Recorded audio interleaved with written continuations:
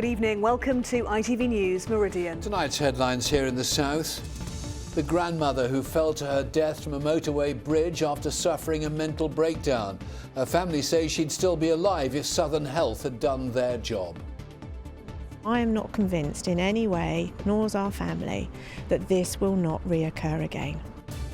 Help at Hand, the ambulance service that's created a life-saving app.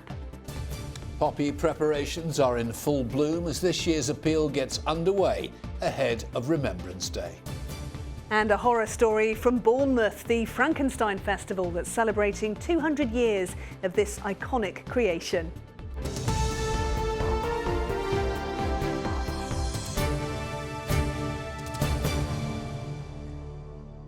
Good evening. It's a wake-up call for Southern Health. That's the coroner's view after a woman fell to her death from a motorway bridge. 74-year-old Marion Munns from Southampton was under the care of the troubled NHS Trust at the time.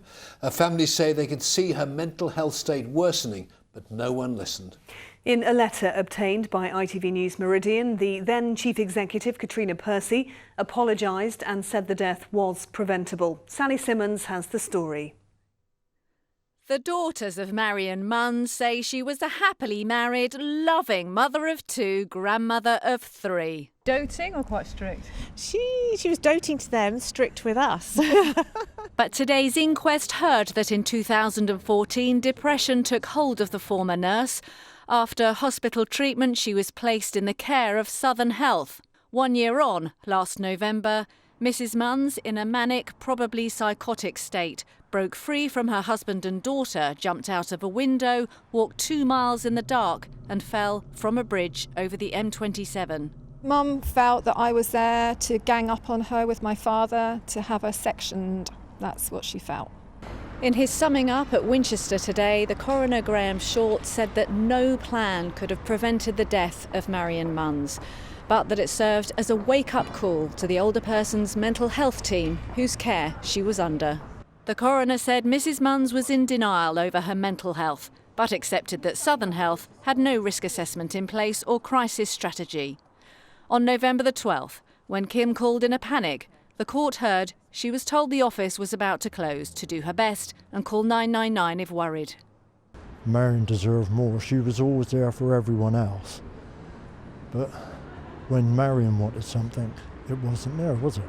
The only way to right this wrong is for a public inquiry. So this is taken out of their hands and the public get to hear exactly what has happened. Southern Health apologised and accepted Marion's death could have been prevented in a letter in February. Today their statement says they've addressed concerns and made comprehensive changes across their older persons' mental health services. Sally Simmons, ITV News, Winchester. Well, on to today's other news now, and Brighton Museum was forced to close today after a suspected arson attack. The fire broke out at 6 o'clock this morning at Northgate House in Church Street. It caused damage to the exterior of the Grade 1 listed building. A 50-year-old man was arrested by Sussex Police at the scene on suspicion of arson. He remains in custody. Chancellor of the Exchequer was at Southampton Docks today to reveal how the economy's performed since the EU referendum. Well, nationally, the economy grew by 0.5% between July and September. That is slower than the previous quarter, but not as gloomy as analysts predicted. The Chancellor is expecting growth to slow more, though, while the government negotiates Brexit. The consensus of economic forecasts is that we will see slower growth next year as we go through this period of uncertainty while we negotiate with the European Union. So we just have to plan and prepare for that. It's a period of a couple of years.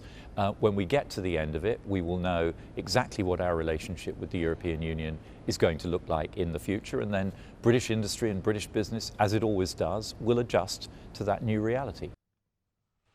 Defibrillators are becoming a common sight outside halls, shops and other buildings in our towns and villages. But would you know where one of these life-saving devices was outside of where you live? Well, that's a problem which the South Central Ambulance Service hopes they've solved. You see, they've created a mobile phone app which will quickly guide you to the nearest one. As Kerry Swain reports, they believe the app will save lives. A red heart on legs called Save a Life, free to install on your phone as a life-saving tool, priceless. We'll assume that someone has just arrived with a defibrillator that they've got nearby using the app. Sudden cardiac arrest when the heart stops beating is the leading cause of premature death. Immediate treatment with chest compressions and a defibrillator the only chance of survival.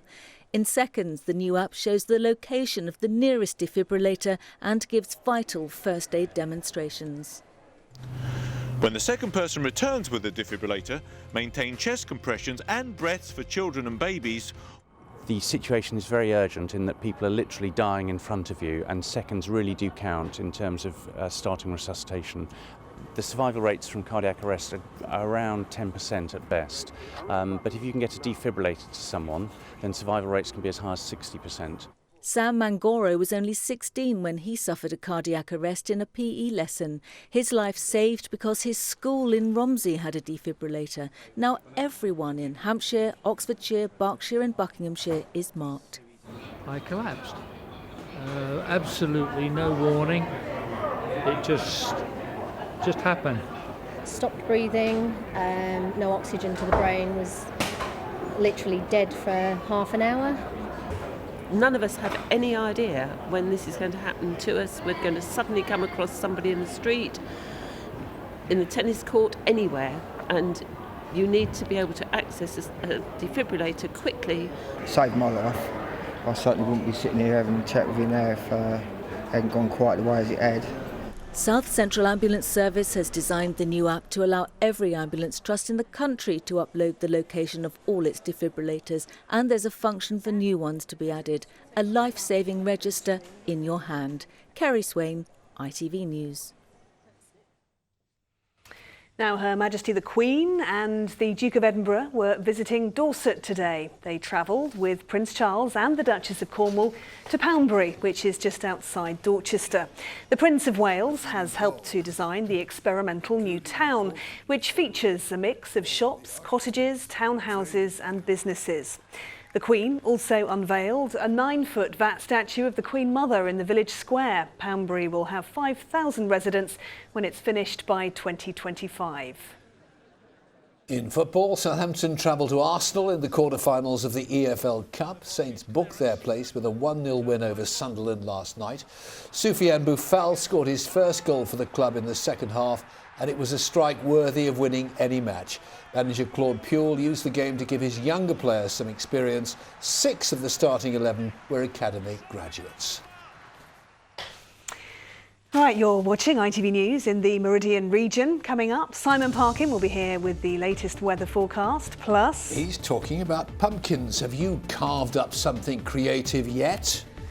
Yes, and talking of creations, here's another spectacular one, thanks to this morning's mist over Dorset's cliffs. Well, for more on all of our stories, do head to itv.com/Meridian. Any views or news, call us please. 0808 10 10 095, the number to ring, or you can get in touch via Facebook, or should you prefer, why not send us a tweet at ITV Meridian.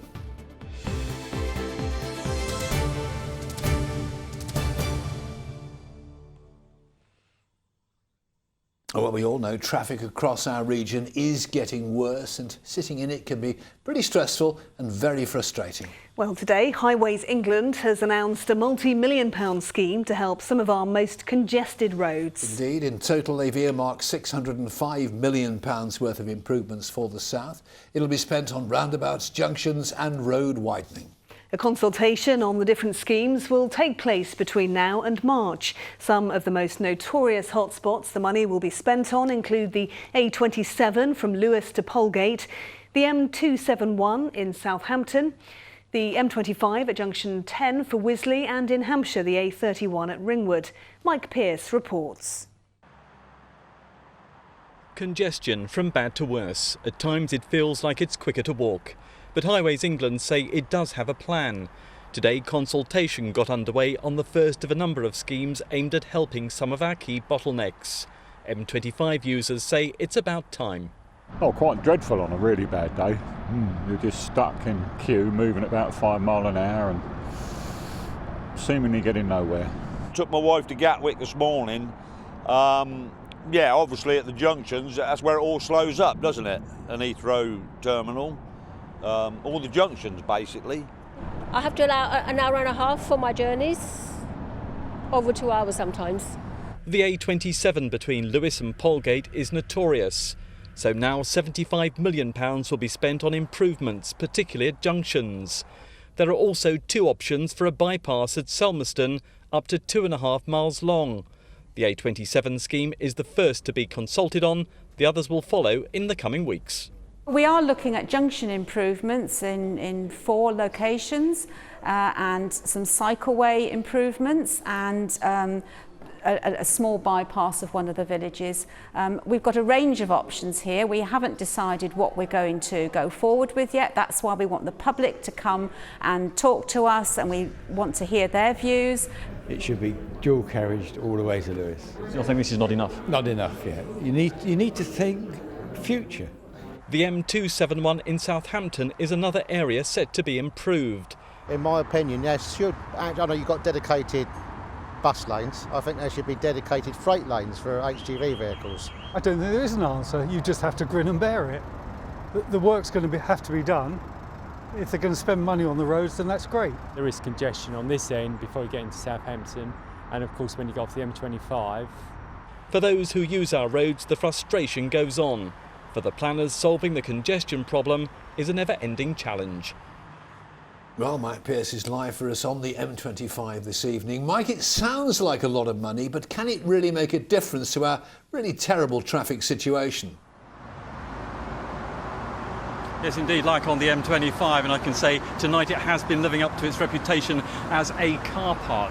Well, of course, this money is on top of some of the other schemes we're seeing in the region as well, in particular the smart motorways. That's where they're using the hard shoulder, so on the M3 it's going on at the moment, right across Berkshire on the M4, near Gatwick on the M23 and near Southampton on the M27, so lots and lots of work going on. These schemes are really smaller schemes but trying to make a big difference, and it's all part of a new government policy that says this: make better use of existing road space, therefore improve the junctions, improve the roundabouts and things like that. And what today's been all about is the start of a long consultation exercise that will go right into next year on these various schemes. As I say, the big aim there is that we do help congestion. We shall watch and wait with interest. Mike Pearce, thank you very much indeed. Now, type 2 diabetes is affecting more and more people in this country, and many people have it without even realising. Across our region, there are more than 165,000 with type 2 diabetes, but are undiagnosed. Indeed, latest figures show nearly 7,000 people in Brighton and Hove have it unknowingly. There are 4,000 people on the Isle of Wight and the same number in Southampton, and over 3,000 people in Wokingham. The Tonight programme here on ITV at 7:30 this evening will be looking at the issue of type 2 diabetes and investigating whether changing what you eat and dieting can help you cope with the condition and in some cases stop it. The Tonight team have been working with Diabetes UK and have been meeting people living with the condition. Well, we're joined by Pav Kalsi from Diabetes UK. Pav, thanks for being there. This condition is spiralling out of control and much of it is about diet. Yes, type 2 diabetes is on the increase. Diet is one aspect of it, but there are other risk factors for type 2 diabetes. If you're over the age of 40, if you're from a certain ethnic background, such as South Asian or black background, you're at an increased risk of developing type 2 diabetes. So lifestyle is just one aspect of that, yes. But is there a tendency, is there a danger for people to look to tablets as the answer and not the right diet? I mean, there's lots of ways of managing type 2 diabetes. Taking your tablets and medication as prescribed is one part of it. Going on an education course so you're aware and have a good understanding of type 2 diabetes. And also lifestyle is a part of managing your diabetes as well, yeah. Now, we heard about the thousands of people who simply don't realise they've got it. So what are the symptoms? So the symptoms of diabetes are feeling very tired, feeling thirsty, you could lose some weight. There are a few of the symptoms of type 2 diabetes. So if you do have any of those symptoms, please go to your doctor to get a blood test for diabetes. Very good advice. Pav Kalsi, thanks for joining us. Thank you. Now today marks the launch of this year's Poppy Appeal. This year the Royal British Legion is calling on the nation to rethink remembrance. Well, today in London they unveiled their latest Poppy Appeal installation, a series of 1-minute videos displayed on 7 giant screens. The message this year is Rethink Remembrance. The Poppy Appeal is most commonly associated with the First and Second World Wars. And whilst they say they must be remembered, they also want us to think about the sacrifice of all generations of the armed forces and those currently serving. Well, poppy sellers will soon be a familiar sight in our high streets and outside shops, and we're joined by 2 people who know all about that. In fact, we're joined by Jim France from the Royal British Legion and 15-year-old Casey Watson, who's been selling poppies since she was just 4 years of age. Why? What drove you to do it? Well, I got asked to participate in one of the launches in Winchester when I was 4 years old, and I carried a poppy that was twice my size down Winchester High Street with a big smile on my face, and I've been involved ever since. Wonderful. Fantastic. And Jim, how easy is it to sell the poppies? Do people still respond very well? People still do, yeah. The great British public recognise the poppy as that symbol of remembrance. And the very fact that we're looking to gather in some £43 million this year indicates how great the public support is for the Poppy Appeal. 45 million poppies you're hoping to sell. We are. Do you think you can do it? I mean, do people respond as they should do, as they used to? They still do, yes, and we have an army of 150,000 poppy distributors out there to help us reach that target of 45 million poppies. And we're confident we'll reach it with the support of the British public, yeah. And Casey, do you think that young people are still as aware as they should be, really, of the men and women that have sacrificed their lives for this country? Well, I think schools have a big part to play in the awareness that young people have. However, I feel that young people don't get involved as much as they could, and I feel that it's not just awareness, but it's getting involved that would really make the difference this year. So. How do we do that, Casey? I mean, could schools help more in that direction, I think they could. I think they could raise more awareness to the generations of the armed forces. It's not just veterans, like older veterans, it's everyone that's been in the services, and I feel that people don't really understand that sometimes, and that would be a great way to show the youth members. Jim, this camera's yours. Your message to the watching public about Poppy Week. Poppy Appeal this year is about rethinking remembrance. It's about recognising that, yes, we remember those from the 2 world wars, but we also recognise and remember a new generation of veterans, and the veterans who have come from Afghanistan and Iraq and the Falkland Islands. It's about remembering them as well, those who live on. Excellent. Excellent message. Thank you both very much. And sell lots and lots of poppies. Thank you very much. Thank you. Now, on Monday, children across the region will be out trick-or-treating, many of them possibly dressed up as one of the iconically scary characters, Frankenstein's monster. Exactly 200 years ago, an 18-year-old girl began to write her first novel, which turned into the classic of horror fiction and spawned that character. To mark it, one Dorset town is holding a Frankenstein festival. Yes, but why exactly does Bournemouth lay claim to a part in the creation of this giant of popular horror? For the first of 2 features to mark the bicentenary, Martin Dowse went to find out. Down in Boscombe, they're getting ready to celebrate a cultural icon, a literary monster that sparked a revolution in Gothic horror which endures today. The Frankenstein Festival will be 4 weeks of pop-up workshops and children's activities, culminating in a grand costume parade. The festival has got 2 sort of sides to it. It's got a very sort of macabre side, which is more for adults, and there's lots of events going on that will suit an adult audience. But what we wanted to do at Creative Kids is to bring in loads of fun family events, and who doesn't want to be a monster? Everybody loves to get dressed up as a monster, and kids just, it's a magnet really, they love it. In a Bournemouth graveyard, the final resting place of Mary Shelley, 19th century feminist icon, celebrity wife, author and creator of the Frankenstein legend. Everybody knows Frankenstein. Everybody. Her monster is an iconic figure. I think as writers, you have to think outside the box. But for a woman of her time and her age, she was only 18 when she became published, it was really hard. I mean, she was totally vilified. along with her husband Percy Bysshe Shelley. The town's just beginning to recognise its connection. Other Gothic horror writers followed Mary here to seek inspiration amidst the pines and the sea air. Dracula author Bram Stoker was supposedly a regular visitor. Sickly Robert Louis Stevenson wrote Dr. Jekyll and Mr. Hyde in a now ruined house near the seafront. You can raise a glass to Mary in the bar named after her. There's been talk of a bronze Frankenstein statue in the town centre. Best make sure they cast the right character, though. Let's get one thing right from the start. Kids, that's not Frankenstein. In Mary's original story, the eponymous hero is the scientist, a fairly dapper Swiss bloke with all his own body parts, obsessed with bringing the dead back to life.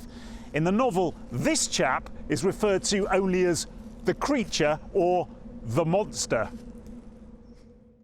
So good, so relevant was Mary's story idea about the perils of creating artificial life, of humans carried away with godlike power, that in the 2 centuries since she wrote it, popular culture, especially film and television, has taken it, played with it, added bits, taken bits off, recreated it for the current times.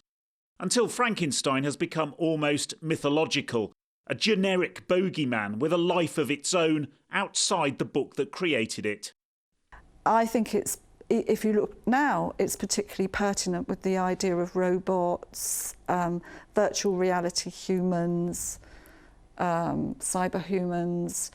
I think it in, you know, the power, like how powerful is the human being going to become? And I think this has always been a big question. Mary loved Bournemouth, but she barely lived here.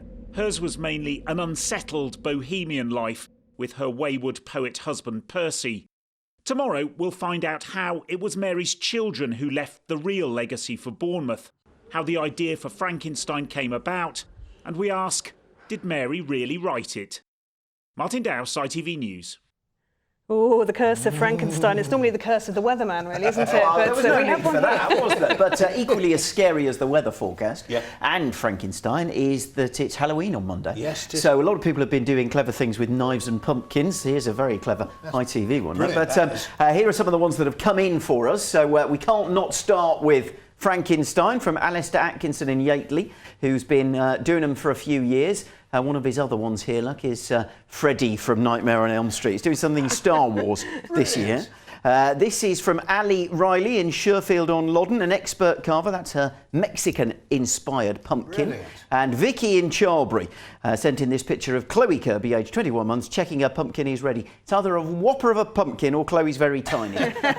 Hayley in Porchester emailed in to say that it's Grace's first Halloween, as says the one on the right. Look, Minion on the left, of course. And Linda Cook and 7-year-old Lucy. Or, hang on, yeah, Lucy is 7-year-old, Mum is Linda, in Caversham, did the cat one. Any more for any more, Meridian Weather at itv.com, we'd love to see them. Our viewers are so clever. They are, but do they know how to make soup? Halloween weather? Pretty good. Pretty good. Spooky.